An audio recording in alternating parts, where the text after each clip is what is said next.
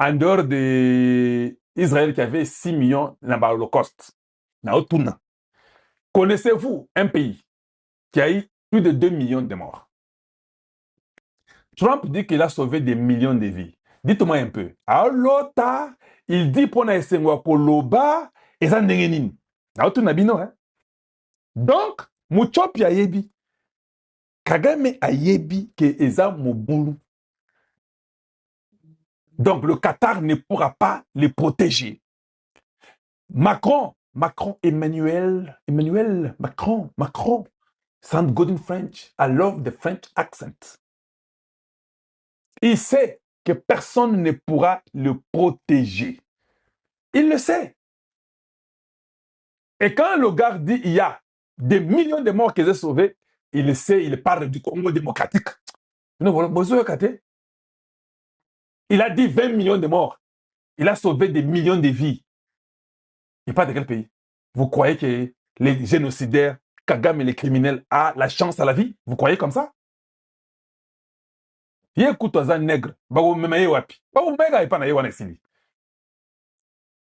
Donc, ça, c'est très important. On a presque 7000 personnes en temps réel. Et je veux que les Congolais, qu'on ne vous mente pas, on vous manipule dans les médias inutilement. Ce que je vous dis est vrai. Tshisekedi n'a pas dit non à Doha ou à Washington.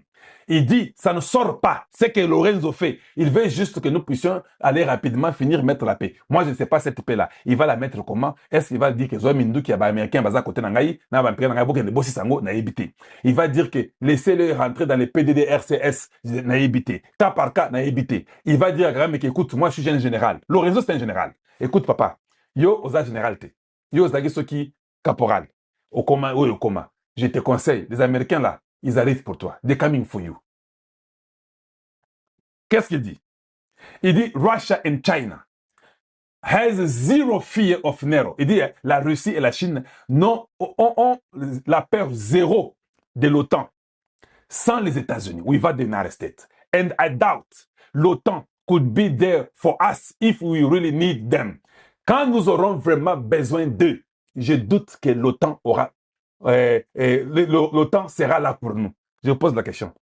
Il n'y a pas 4 jours, je vous ai dit ici, que dans le temps qui viendra, les États-Unis comptent sur l'Afrique. Et ça, Kalonji, on a quoi sakate.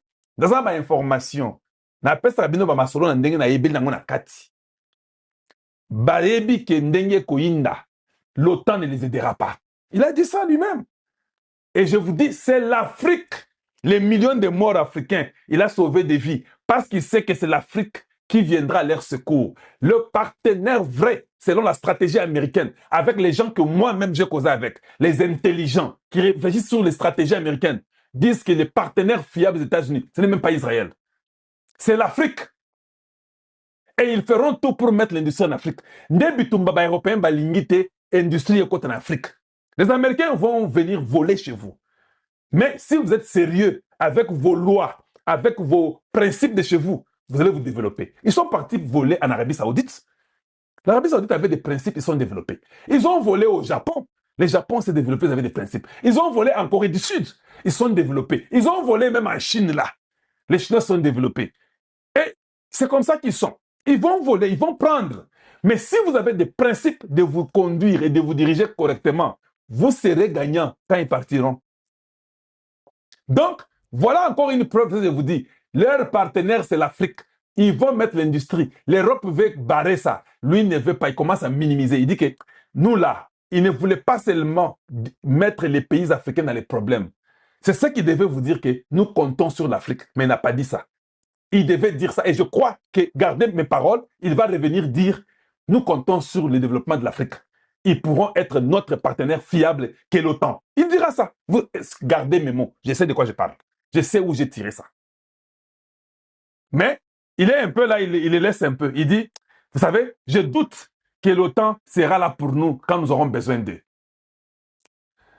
Tout le monde est content that I rebuild our military in my first term. Tout le monde est content que j'ai reconstruit l'armée. And continue to do so. Je continuerai à reconstruire l'armée américaine.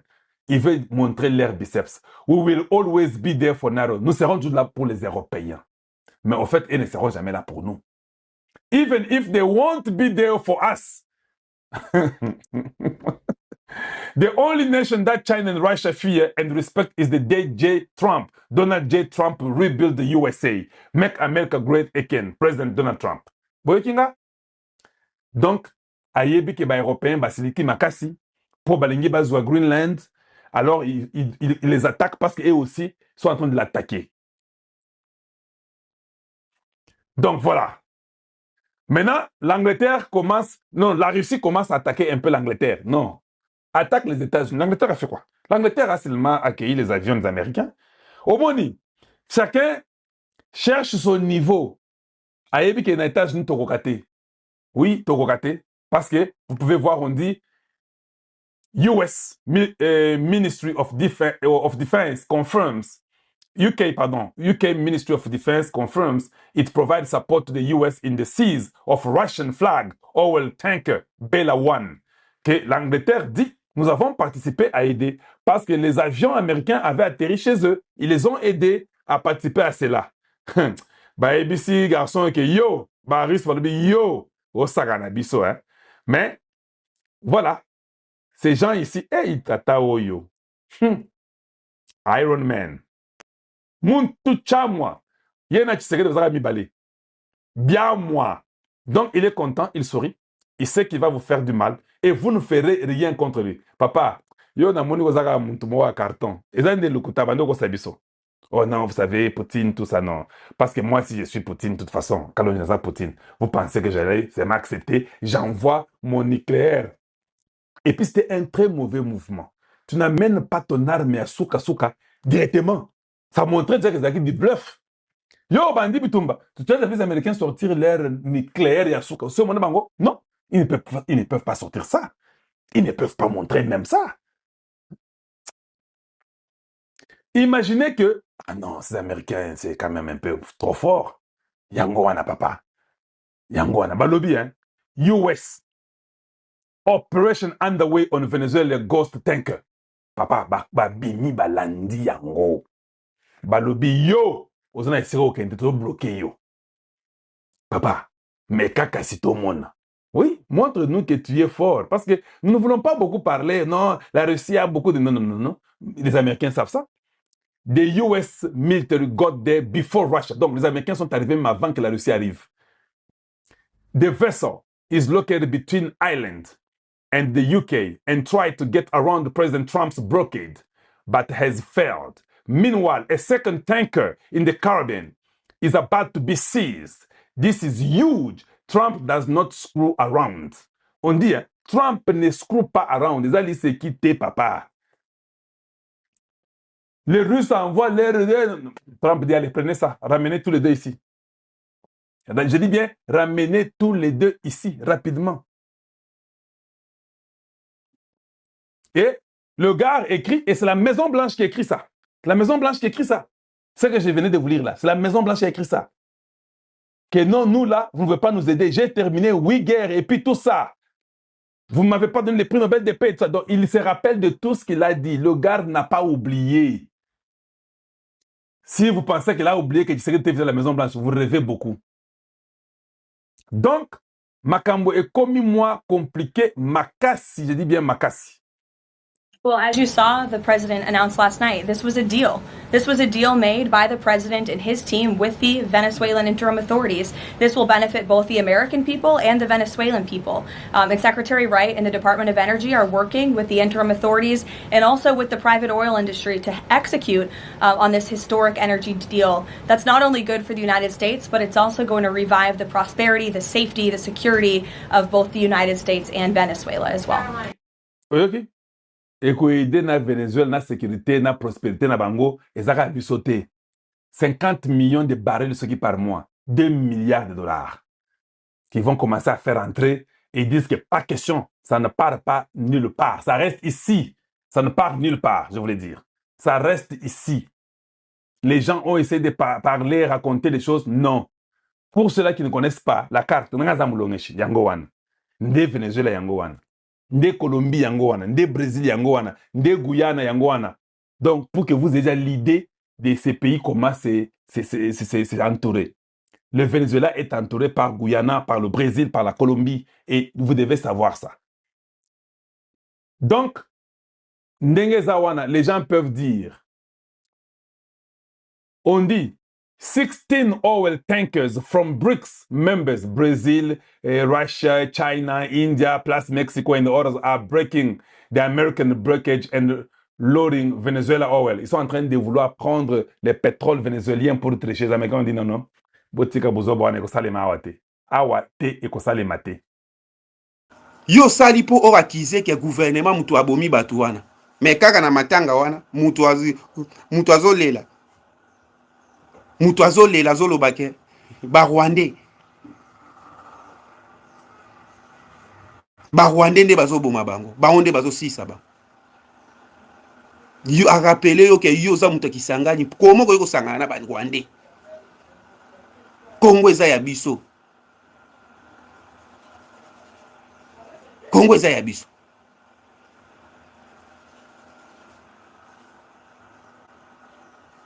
Ouais.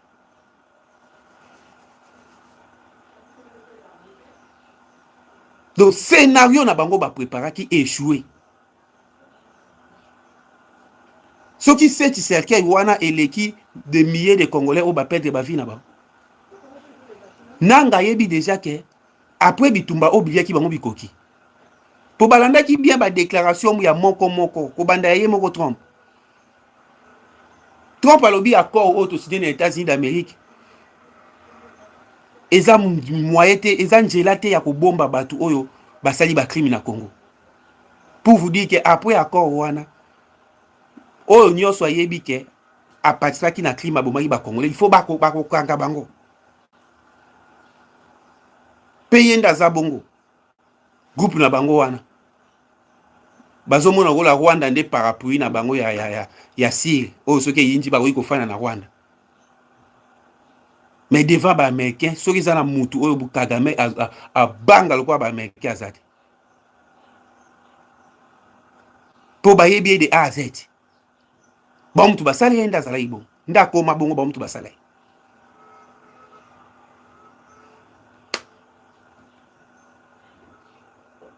Ah oui.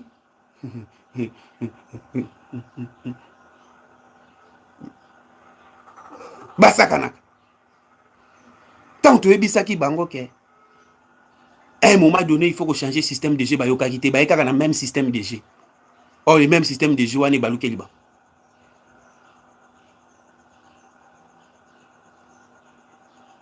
Bande on a biso ya Nord Kivu na Sud Kivu o ba bengaka chaque jour. Bande on a biso wana déjà ba comprendre bitumba kambu nyonso. Eza kususu to ya ko yebisa bango déjà ba comprendre.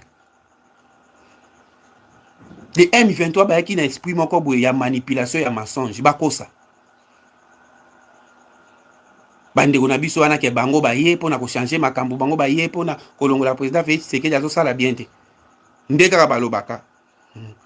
Topé Satan ata population ba moko ba comprendre nyonso nanga loba ayebisa ki bango. Na terrain zéro réalisation.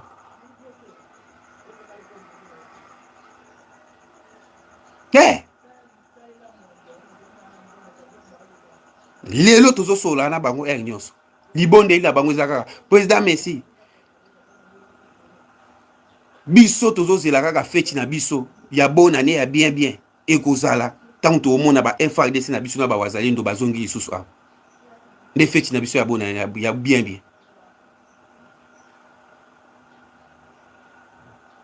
Obstacle oyo rébellion M23 ekutai nango yango wana. Population aboyi na mboka ne ekabwana.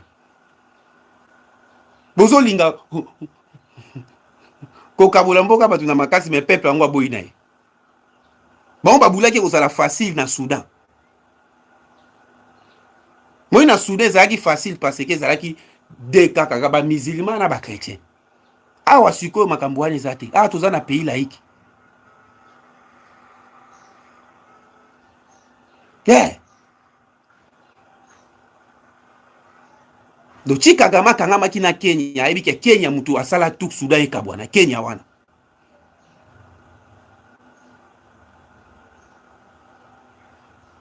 Kenya mutu asala tuk Soudan ekabwana. Yomba bulaka ba o même système de GA. Auto zandenge mokote. mutu a Congo central alikaka te akabwana na mutu aza na Nord Kivu.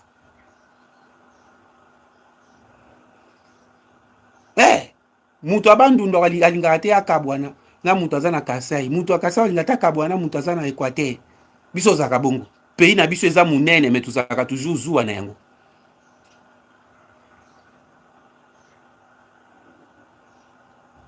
Kabila a utilisé combien de mbongo, je vous dis, Kabila tient en place. Ba corrompre même ba chef de la communauté ebélé. Po ba kende ba banda campagne. Mais ebélé na bango bazala na Kishasa ba kimi. Bazali na bagoma o kakako na kena no beni azui bu avia ye Kishasa ba kimi.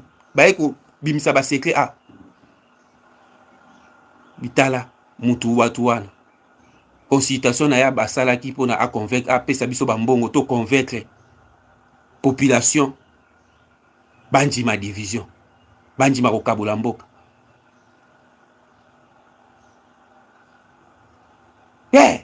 Mission ya consultation ya Kabila ezaki batu yango moya bandai ko yamba bakusha ba communauté ayambi banani batu wana zo yebisa bango bokende bo convaincre peuple wana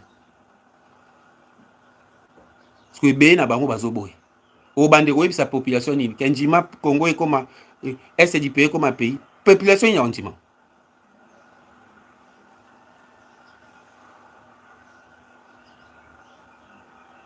ndo moni ba eshua ki na plan.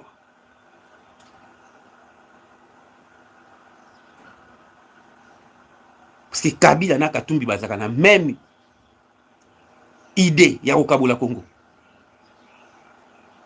Tinanga solo baba kamba fédéralisme wana eza plan ya kokabula mboka. Mais ba oyeba te ba obandila ngo wapi?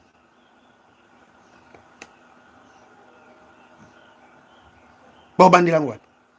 Donc awa sikoyo bazozo ba pression partout. Ya ndenge nyonso.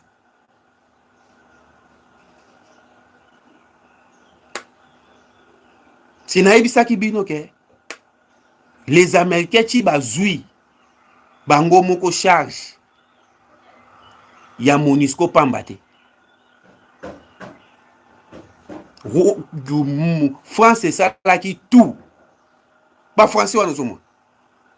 France asalaki tout. Ba américain ba kamba MONUSCO na biso te.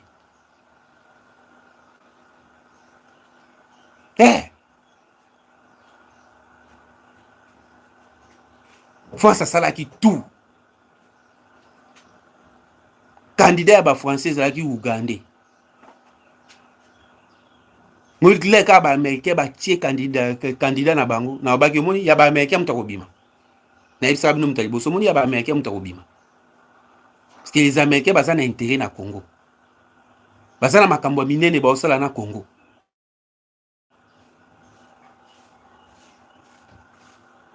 Donc candidat ba américain jamais ko pola na élection. Surtout na niveau ya Nations Unies. Pour mutu apesa kambongo na feti yende mutu azaka na droit ngali na feti wa. Bolandi Donald Trump avant-hier. Alongwe na plus de 60 organisations. Dont 31 ya niveau ya Nations Unies. Abo pesa bango su bambongo te. Ayi bambongo ebelezo ke na ba organisation wana. Mingi zo zonga lisusu na Afrique bazo financer yango ba rebelle.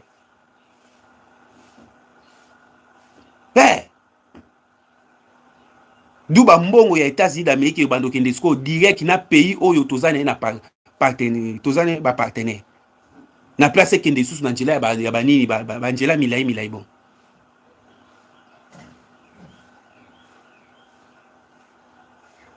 Trump a 4 financement, il y a plus de 60 organisations dont 31 à niveau des Nations Unies. A 4 soutien. Mutu apesa kambongo na feti yenda zakana doa lingali na feti wa.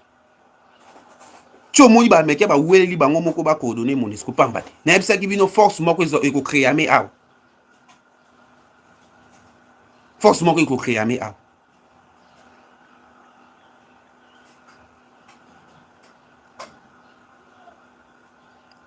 Parce que délégation délégation déjà ya force na biso na ya Tanzanie, Angola. 3 pays na yebisa bino, biso Tanzanie, Angola. Toza na force moko boye. Bango moko ba américain mutu ba sélectionner. Lokola ba yebi ke pays oyo aliaka na Rwanda, pays oyo aliaka na Rwanda tozwa bango te. Bazui Burundi, biso Angola na Tanzanie.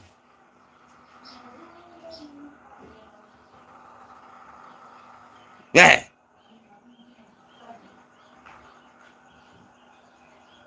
Burundi, Angola, biso na Tanzanie.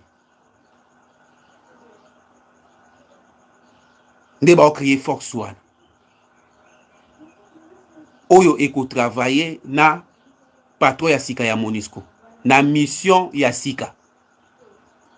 Babimisi yango na résolution 2808 hein? Mission eza mission ya offensive.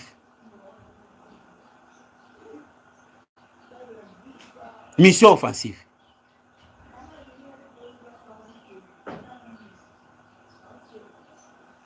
Nde bongoni kaka na moi oyo. Conseiller spécial ya matière ya sécurité ya mokonzi ya mboka. Conseiller ya matière ya sécurité ya Angola. Conseiller ya matière ya sécurité ya Tanzanie. Bango nyonso bazala na Tanzanie. Na chef oyo ya baucho nommé ya MONUSCO. Bango nyonso bazala kuna.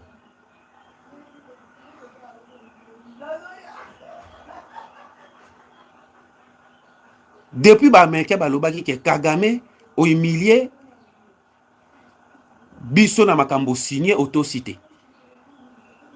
Mais yo zela biso toko utiliser façon mususu ya ko faire respecter yo. Langage wana ya suka wana Kagame alala kapongite ya ebité ko sala jour nini date ni. Maduro ayebaka te. Maduro ayebaka te. Alali ala abulika nde na lala nde na lamuka.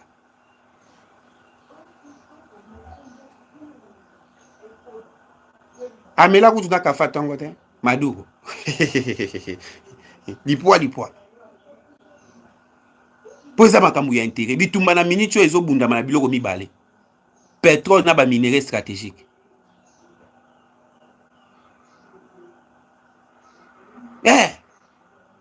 Pétrole na ba minerais stratégiques. Les Américains baza grande puissance, baza capable ya ko boto le ya kozwa eloko pe na nko sans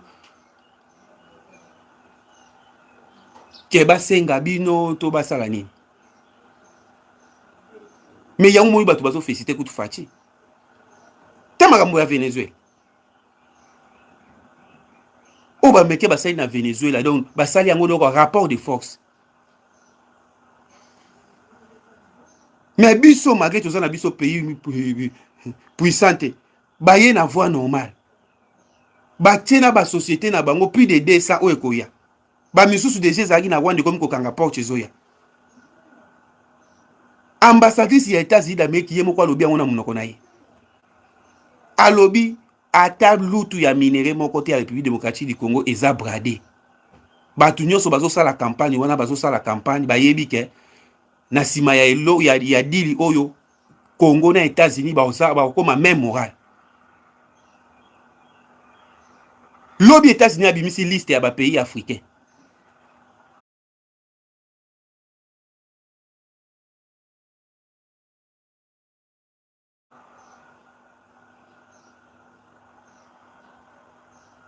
Oh, il y a des conditions pour beaucoup aux États-Unis d'Amérique. Il faut des démarches au moins. Il faut des démarches, il y a visa. Il faut pour payer ça dans le consortium. Il y a $15,000. Moi, une liste, Congo, ça. Congo, bah, comme il épargne na ba liste nyonso ya États-Unis d'Amérique. Oh, il y a tieli ba pays. États-Unis a une liste ya ba pays. Il y a bateau, bah, côté dans la République de États-Unis d'Amérique. Congo, ça la kaka. Congo na minitio Congo a commis épargne. Trump na munoko na zolo bango ke partenaire na nga ya sika. RDC. Et le Rwanda, c'est ce pays, ça va Rwandais. Partenaire na biso ya sika RDC. Ba Rwandais bazo se pelate. Kagame azomona balokumu oyo ba Rwanda ko pesa ye échanger parce que match e baluki.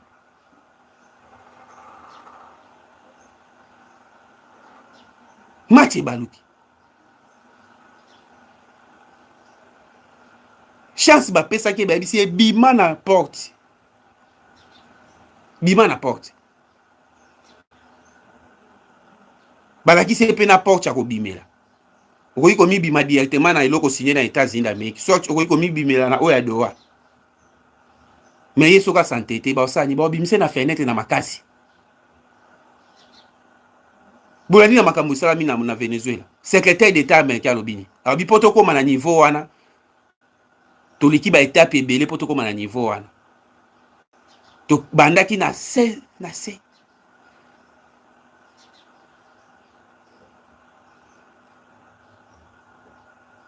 Négociation, bakanisi okwa ko soleza synonyme ya faiblesse.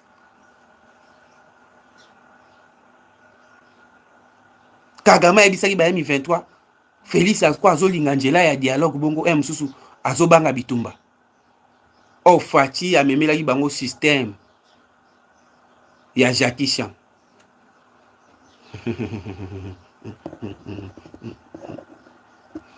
Système ya Jackie Chan.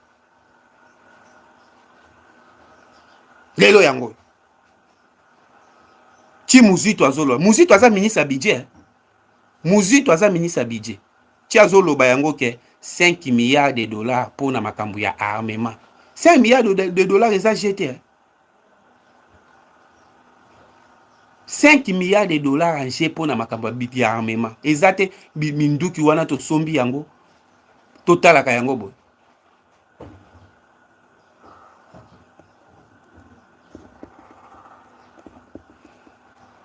Minduki wana eza ba œuvre d'art.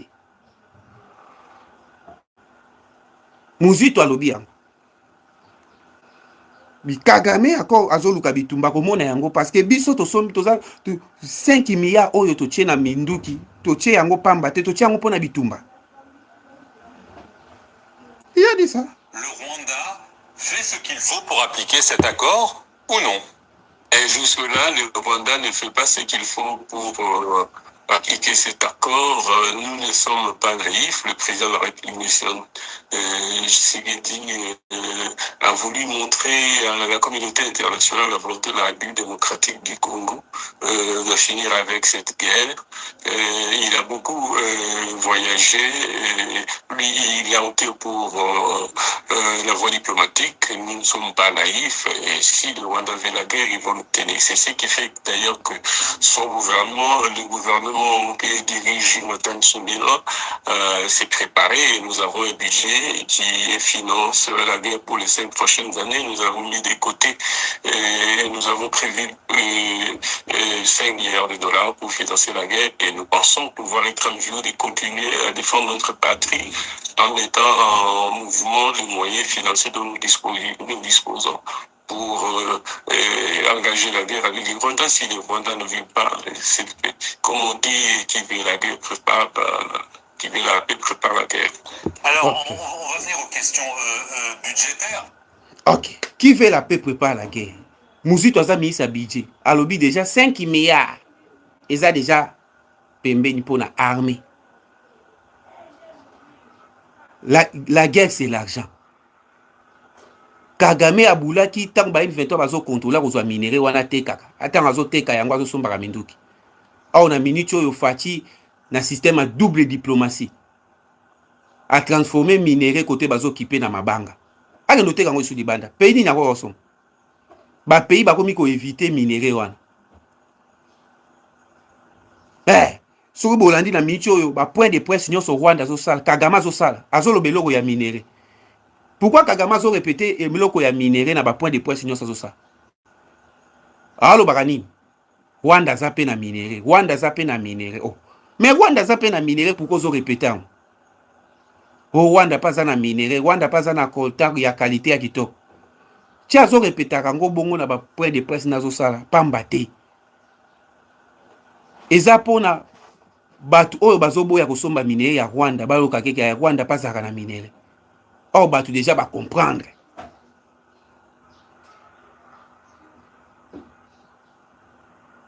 Bah, tu déjà vas comprendre que Koune loko izalakate.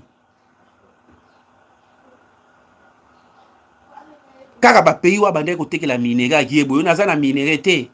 Yo na minute yo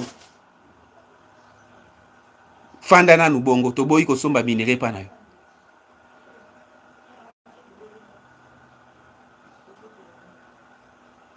Nzo otali njoto ya batu nyoso baza na M23 wana.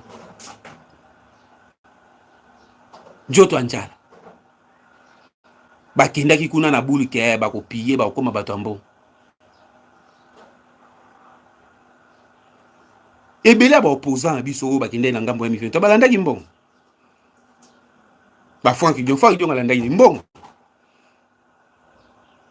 Ye wana mbongo ebalukeli elibumu kovimba vimba ya kokufa.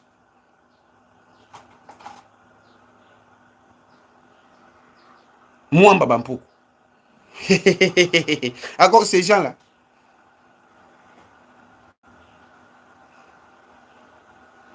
Congolais nyoso oyo azepa na bango wana. Moko te akobima vie. Ko sangana bananga na ba M23 eza dejo kotinda kwa nganga. Ba olinga te obima sino okende kobimisa ba secret. Ya ozo mona soyi ba keku ne loka liboso ba okanga ba passeport. Ba okanga ba passeport. Do ba ebisi ozaka na mboka moko. Oyo pays kaka moko oyo koyi kotambola Rwanda. Soit tu es na Congo na place au bazo contrôler. Do baza déjà na prison.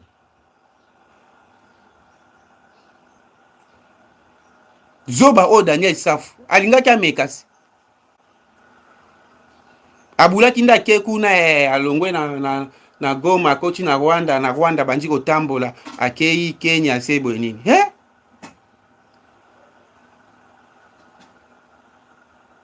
Bakangi mukanda. Babiso oza na droit ya mouvement moko te.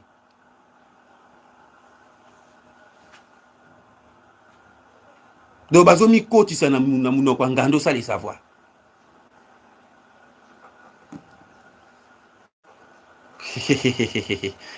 Basakanaka. Awa siko baza fertis parce que plan B ya Fati ba yebi yango te. Président na Angola alobi kaka phrase moko boye.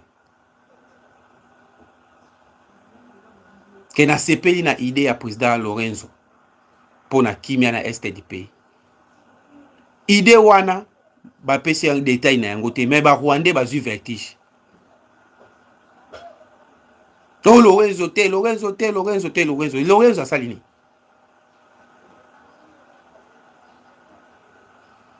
Lorenzo azo tika ne poste ya président ya Union africaine awa na janvier. Président ya Burundi ndazo mema.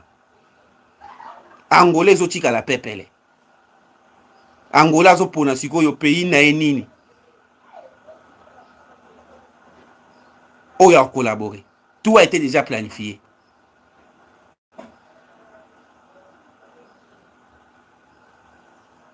Angola zo tika la pepele.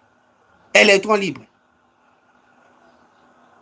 Angola za sikoyo na choix ya kopona pays nini oyo ako travailler na ye. Oyo bangisa ba Rwandais yango wana. Parce que balandaki maloba ya ambassadrice ya États-Unis d'Amérique.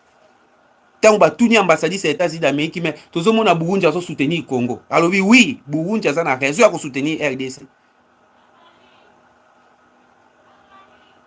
Aza voisin amoni voisin problème, aza na problème ana droit. Les autres quoi déjà ba pesi passe non, na ba pays nyonso.